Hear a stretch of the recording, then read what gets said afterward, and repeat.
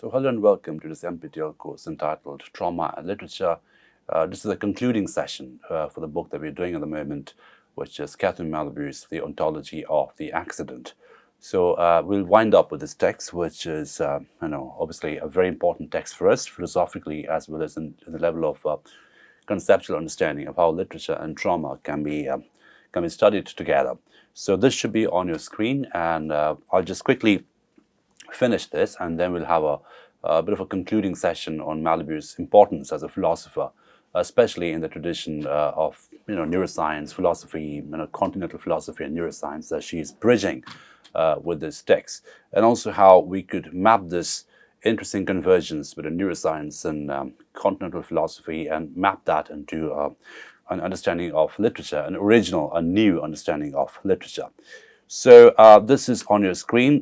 This is the final bit of the book, and where she talks about the idea of destructive plasticity and how, because as I mentioned, this entire book could be seen as a project to acknowledge and articulate destructive plasticity and to define the ontology of that category outside of the ontology of the parameters of knowledge. So it is something outside what is classified and classifiable, but at the same time it is something that Malabou is positioning herself to engage with, right? So in other words, it is trying to give an ontological framework to something that de-ontologizes reality, de-ontologizes a being. So the idea of destructive plasticity is something which completely mutates a being. So this is something we talked about, how this is not really a metamorphosis into something else, or just a continuation from the original entity, but it's a production of something entirely new, right? And how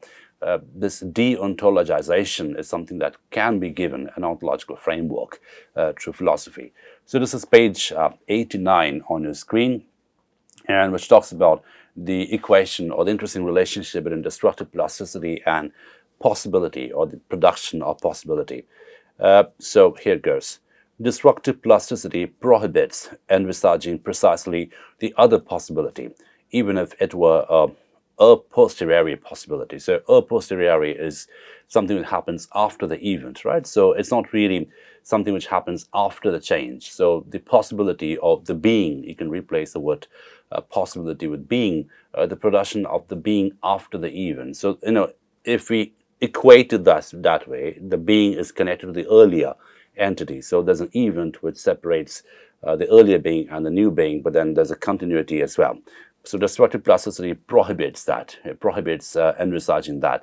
And if we go back to the medical case studies that Malabou had mentioned, trauma, certain kinds of trauma, which completely changes the subject, right? And that subject becomes something else, an entirely different person with an entirely different sense of personality and personhood, right? So that becomes the concept of destructive plasticity, the experience of destructive plasticity.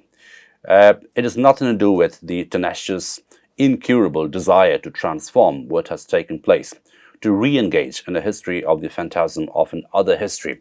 It does not match any unconscious tactical strategy of opening the refusal of what is in the name of what could have been, right? So this is destructive plasticity is not a re-engagement in a historical framework. In other words, it's not a re-engagement in a temporal sense, that the subject re-engages and becomes something else, temporally speaking, right? So it's a complete departure from that temporal framework.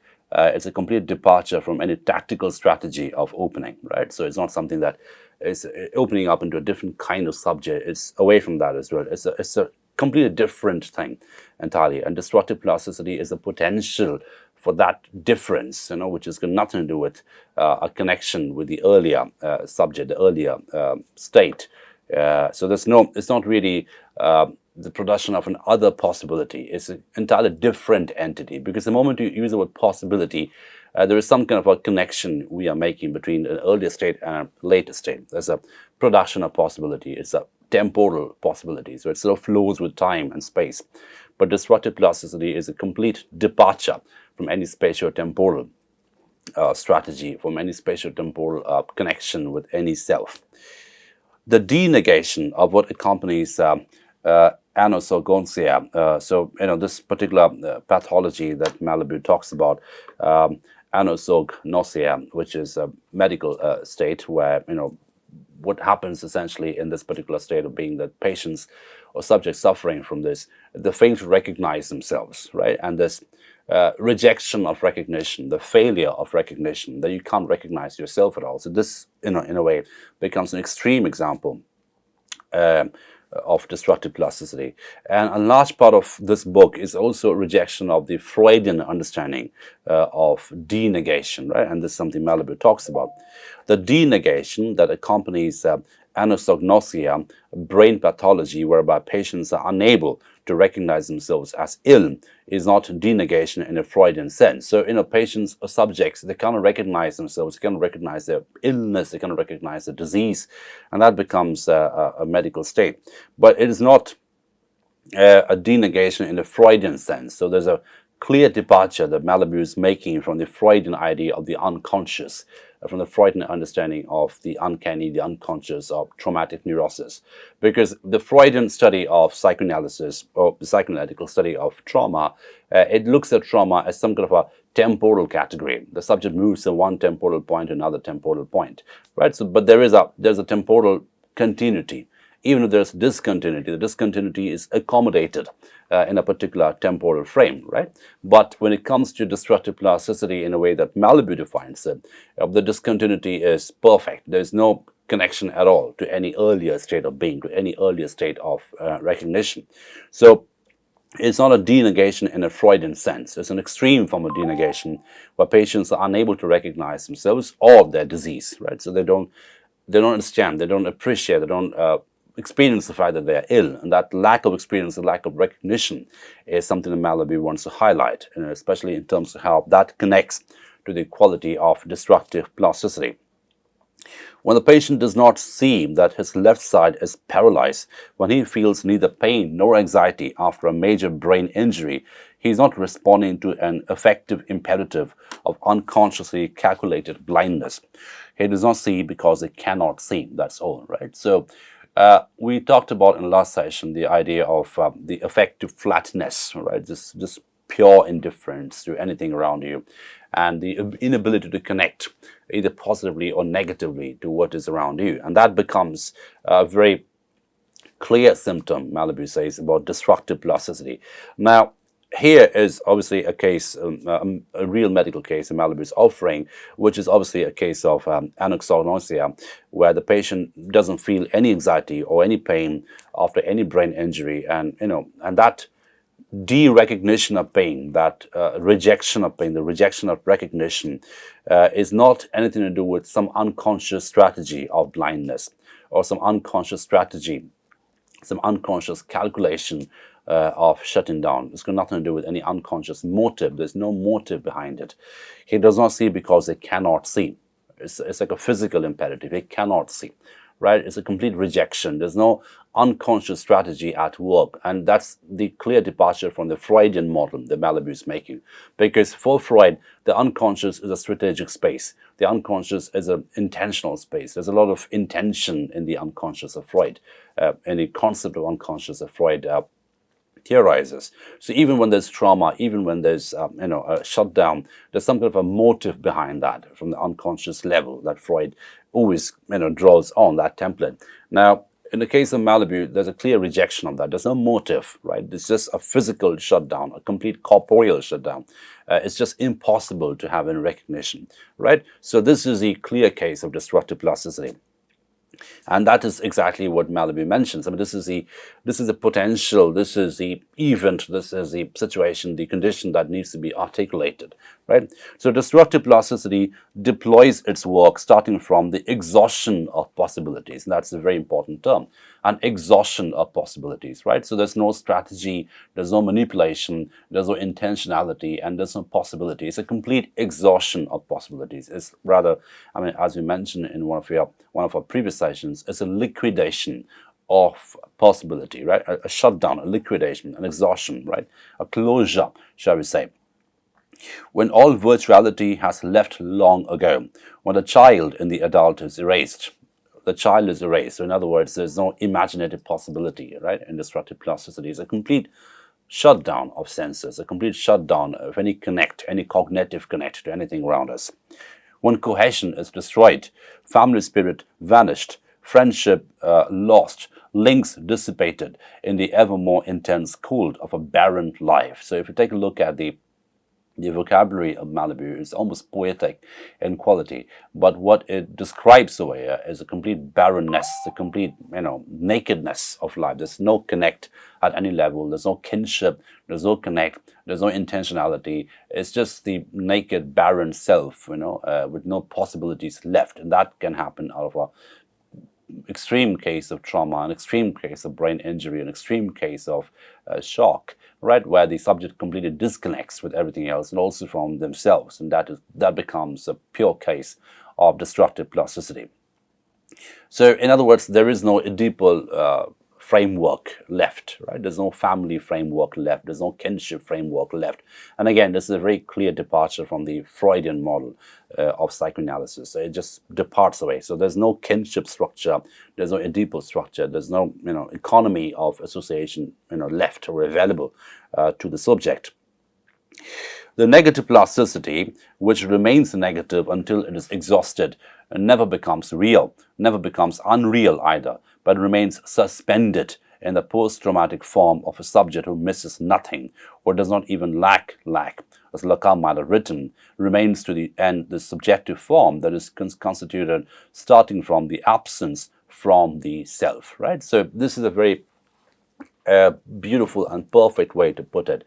It does not even lack, right? So even the recognition of absence is not there. That's what it's meant to be. It does not lack.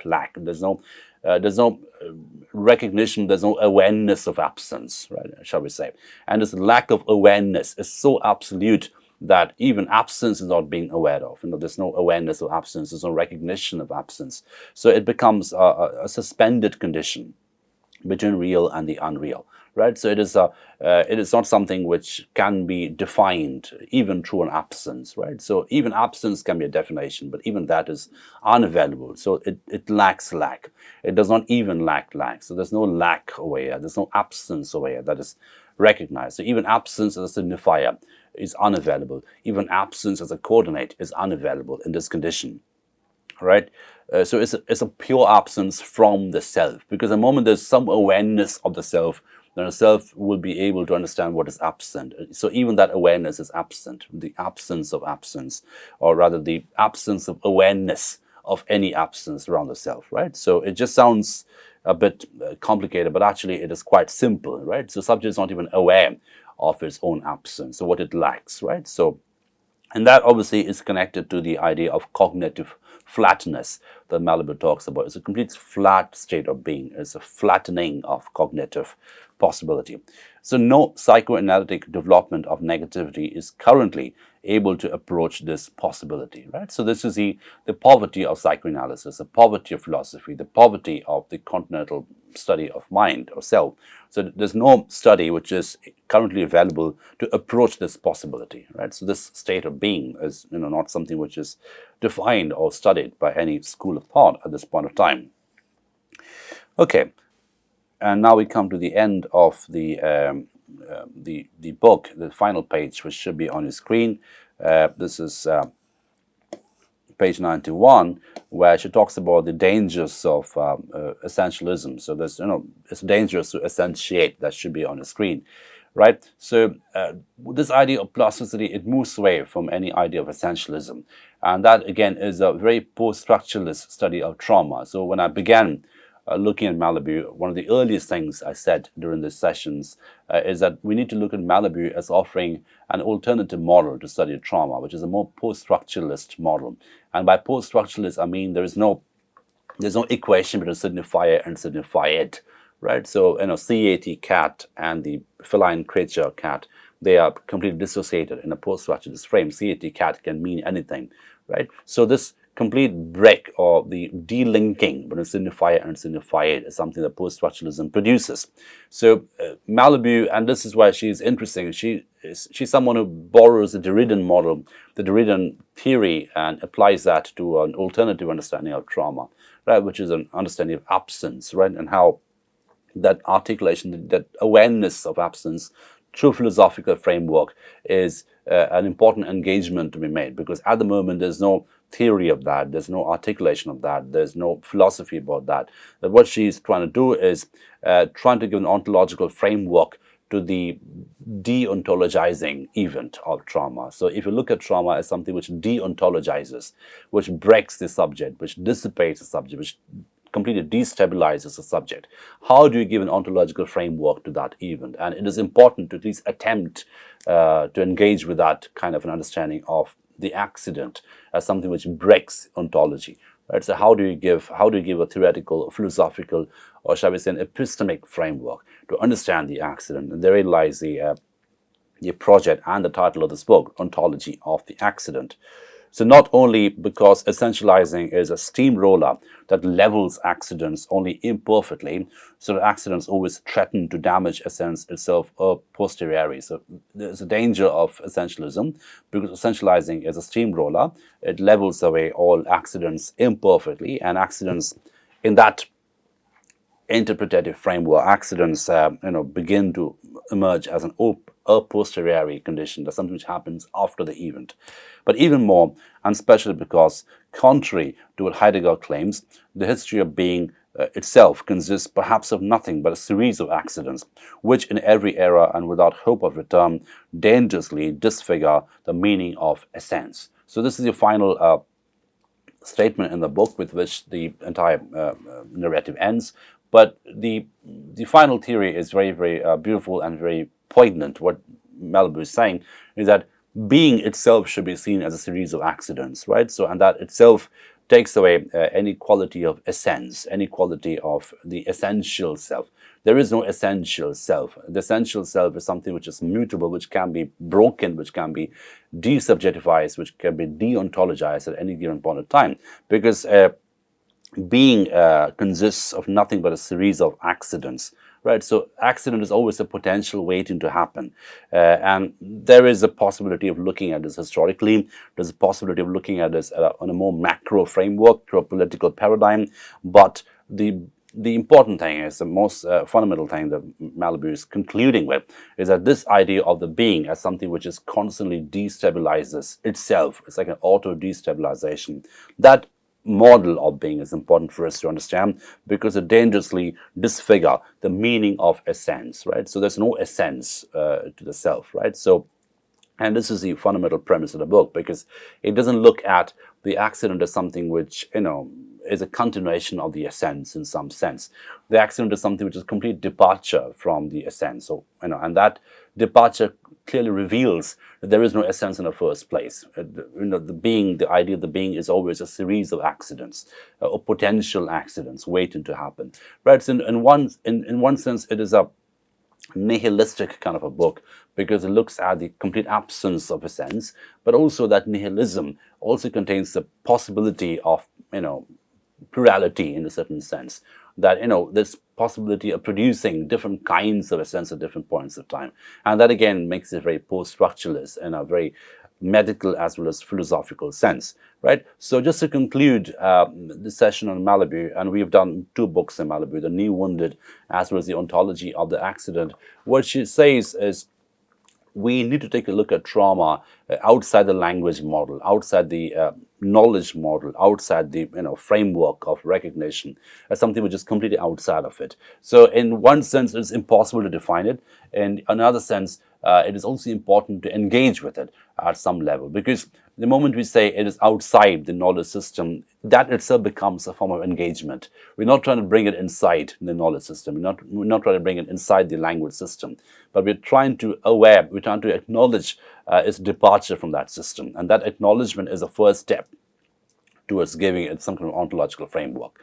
The acknowledgement of its complete departure from the normative narrative, the acknowledgement of its complete departure, absolute departure from the normal, metabolic, biological, linguistic narrative.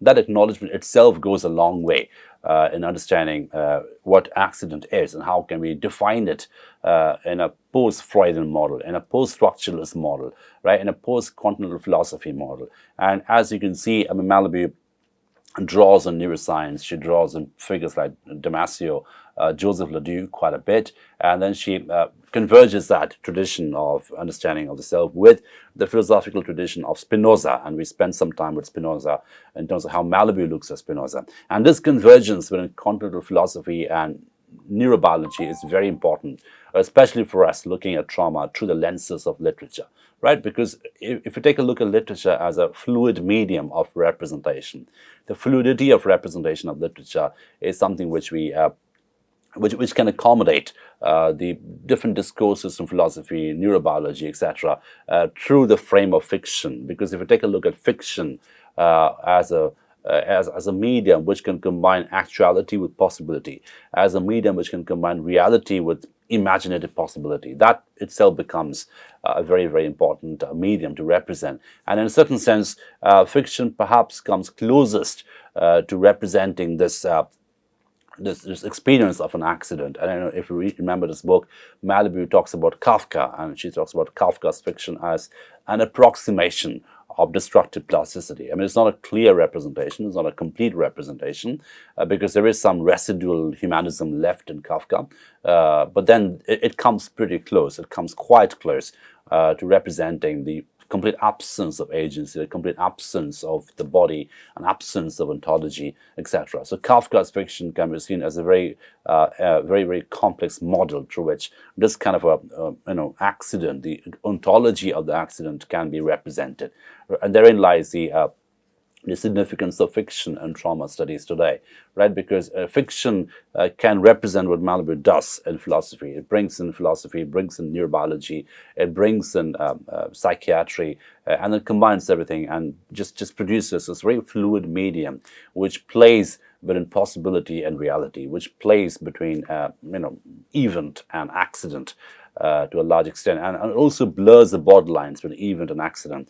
And in the process, what gets revealed is that a being, or what we call it, or the essence of what we call it, is always already an accident. And that's something Malabou concludes with, right? So the being, or the idea of essence, always already contains the possibility of accident, the possibility of de-ontologization. So any ontology contains within itself, always already contains within itself, the possibility of de-ontologization, right? And that itself becomes a very post-structuralist understanding of the self, a self which is always capable of auto-fracturing, auto-mutation, metamorphosis, right? So that kind of a self which is fluid in quality, which is always always possible to break away from any fantasy of origin.